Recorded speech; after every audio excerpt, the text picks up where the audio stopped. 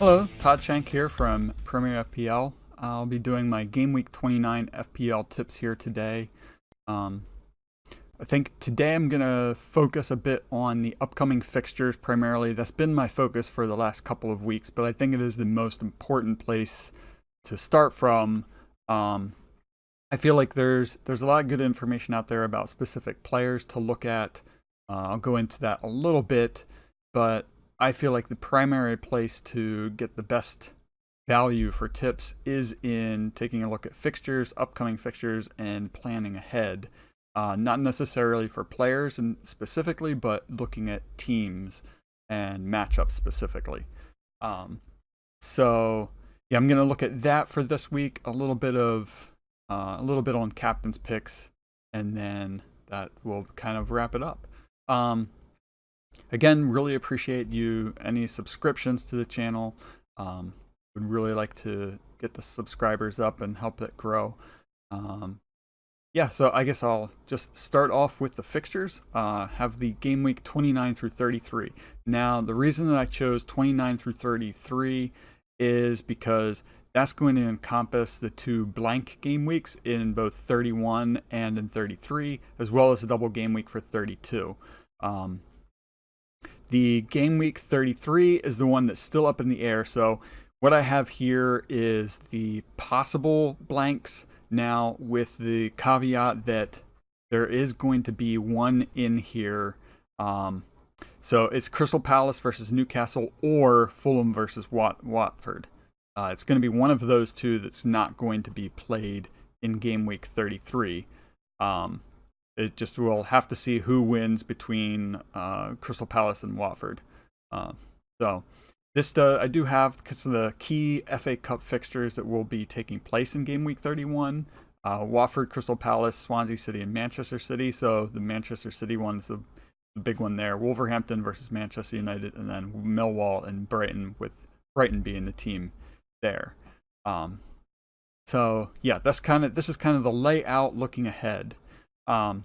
Now, what I would say is you definitely want to have a plan for what you're going to do with your team for game weeks 31 through 33. And then I don't have it on this one, but if you want to look ahead even to game week 35, having a plan for what you're going to do in that double game week. But definitely making sure that you do have a game plan for which teams you want to target for, game week 31. And game week 32, and then what chips you're going to be using throughout the rest of the season if you have any left. Previously, I'd said that I was planning to use my free hit chip for game week 31 and build for game week 32. Since then, I've thought about it a lot more, and I think I'm actually going to go ahead and try to build my team for game week 31, use my free hit chip for 32, saving my bench boost for 35. And because part of it being that my plan is to build for 31 as well as 33, because a lot of the teams are going to have some overlap in there. So that's what I'm looking at here.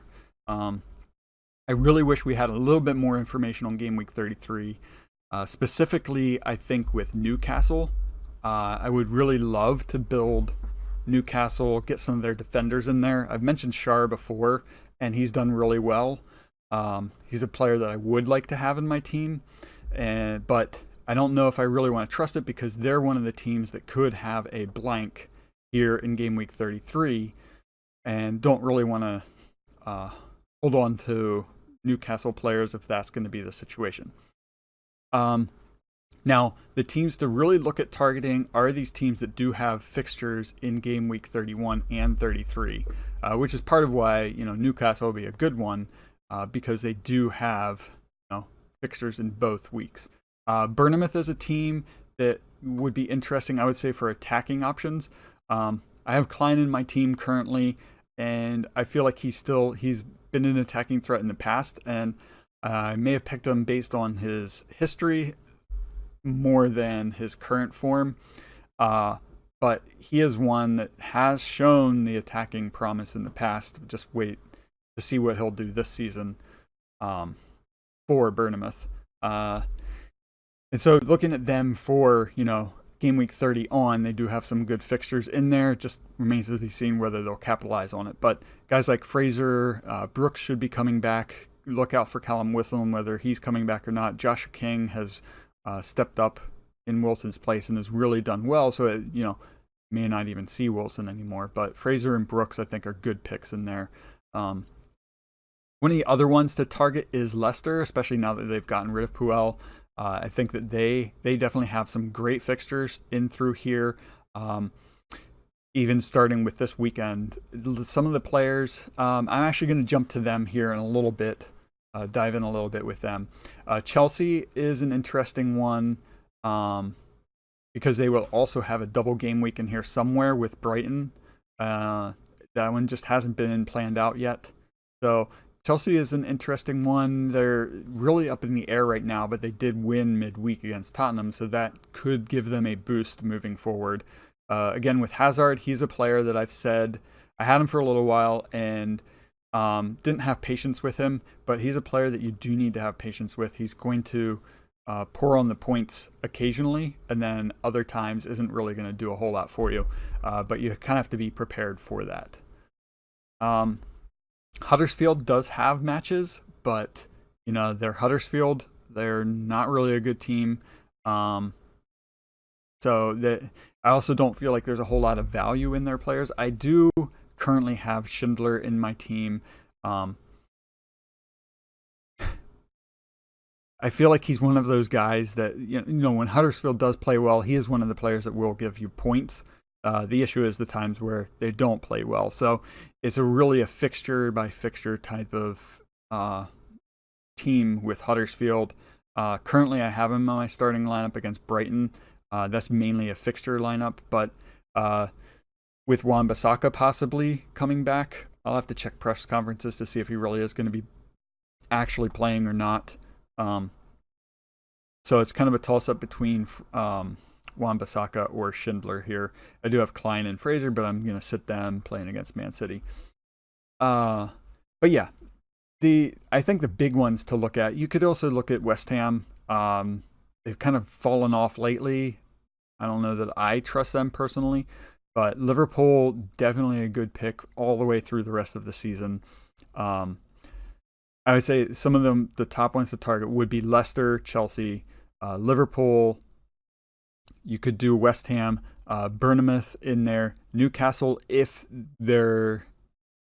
Crystal Palace does not advance, Newcastle will be a great one. The issue there is just kind of having to wait and see because of the FA Cup being played on Gameweek 31. We still have time. I don't trust Everton in here, although Sigurdsson could be a good one because of being on free kicks. You never know when he's going to get a goal. Fulham, definitely don't trust them at all either. All right, so let's go back to Leicester because of their fixtures. Some of the big ones to look at are like Jamie Vardy, James Maddison, and then an interesting one that I heard recently was Harvey Barnes. If you look here at some of the statistics, he's only played in 6 matches, started in 5, but he is getting more minutes. In his 6 games played, he's averaged 2.3 shots per game, which compares to Maddison at 1.5 and Vardy at 1.9. He hasn't had any goals yet, but he's averaging 2 big chances, or had already 2 big chances missed compared to James Maddison 3 big chances missed. Now, it'd be a little more interesting to see go over here his big chances missed. They don't really have the big chances. I don't think they have that on here, but. Either way, he's getting shots, and I feel like it's going to be a matter of time before he scores. And then if you look at his price point at 5.5, that's a really good price point compared to Maddison here at 6.6. It's a full 1.1 less. So it's a good option there for a differential for midfield at 0.3%. And if he is going to continue to start, which I think he will with Brendan Rodgers. He was already starting the last 4 in a row. I think he's going to continue to start because Rodgers has already come out and said he's looking for more speed. And Barnes is going to be one of those players that should fit that mold. Same thing with Madison. I think Madison and Barnes are good shouts there. The issue with Pereira at 5.4 is that that's a little bit on the high end for a defender. I don't know that 5.0 for Chilwell might be a better option, but Pereira, he has shown that he can score points. It's just that most recently he's not really doing a whole lot. So it's kind of going based on how you think he's going to play moving forward. The issue with Vardy is now we could look at his expected goals, where I know that his expected goals is above what he's actually scored. So that's a positive in that he should be scoring more frequently. Now the downside is he is a player that plays very emotionally. And so he does have a tendency to pick up cards, like last week here. He got the goal, but then picked up a yellow card, which kind of reduces the amount of points that he can get. And, you don't see a whole lot of double-digit points here. And I feel like at 8.9 price tag, you want to be getting a lot more double-digit points in here. 8, 9 is good. But for 8.9 price tag, that's pretty steep for a player that's not getting you double-digit points. Better off with some of the other options that are out there, but just want to throw him in there anyway. Could take a look here at Newcastle as well. You do have Fabian Schär, and he has been doing very well lately. Clean sheet and a goal scored in last week. So he's a player that will get on the score sheet. Does pick up, clean sheet bonus whenever they have that happening. And they have been playing a lot better defensively, have good fixtures. Arsenal and Liverpool are the only, not great fixtures moving forward. Lascelles is another one there. I actually picked up Hayden here a couple weeks ago, just kind of on a whim. And he's done well. I think I picked him up here game week 27, so have been able to capitalize on some of his points.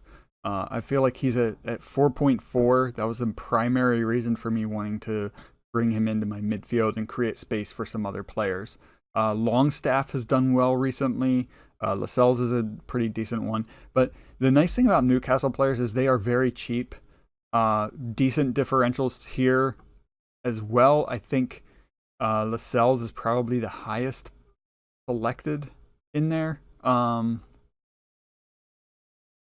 Rondon, of course, is the highest selected player for Newcastle. So good differential picks in there, and players who are scoring points in recent weeks as well.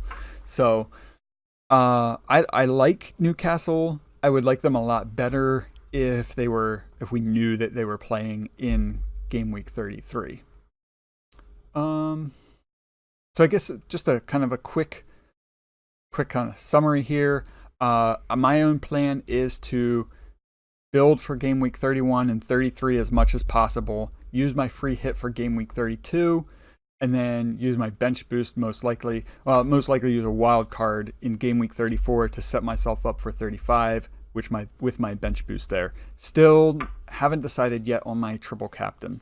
For this week, well, I guess for last week, I made my one move. Again, I'm sticking with. I know I'm handicapping myself by not using any free hits, but I am sticking with my season-long goal. I'm not going to use any free hits or any -4s this season.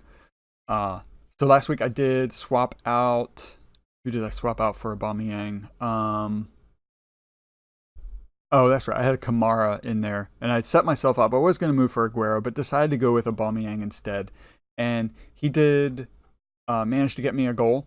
So that was nice to see that, one of my higher scoring players for that week, while Salah did absolutely nothing for me. I decided I'm going to stick with Salah, but most likely this week I'm going to move for Aguero, and then have to decide from there where I'm going to go in game week 30, and then in game week 31 as well, to prep myself for game week 32. So yeah, I think that's where I'll leave it there. Some thoughts for captains for this weekend. I think Aguero is a good one for a captain. Sterling as well. I've actually considered moving Pogba to captain. Trying to think who some of my other options were. So if you look here, Aguero facing off against Bournemouth away. If it was if Man City were playing at home, Aguero would be a no-brainer for a captain against Bournemouth. But definitely still considering him as a captain. So for me personally, it's basically I'm going to move for Aguero and consider doing Aguero or Pogba as my captain. This is kind of based on current form. I don't know that Kane or Aubameyang, you can always take a chance on them. Hazard has Fulham, so that's a good chance there for a captain. You can always look at whoever is playing Cardiff. So Wolverhampton, Jimenez might be a good differential for captain there as well. Okay, I think that's kind of where I'll leave it for this week. And hope that you guys have a good game plan laid out. Let me know, when are you planning to use your free hit, or did you already? Have you used up all of your chips? We'd love to know if people are still hanging on to their chips, or if anybody has already played any of theirs for this season. That'd be interesting to know who's actually played their chips already. I think that makes a big difference in the scoring, and if you've already saved up your chips, it's a good time to really move up the ranks as you're going along there. Anyway, that's where I will leave it for this week. As always, wish you good luck and have fun.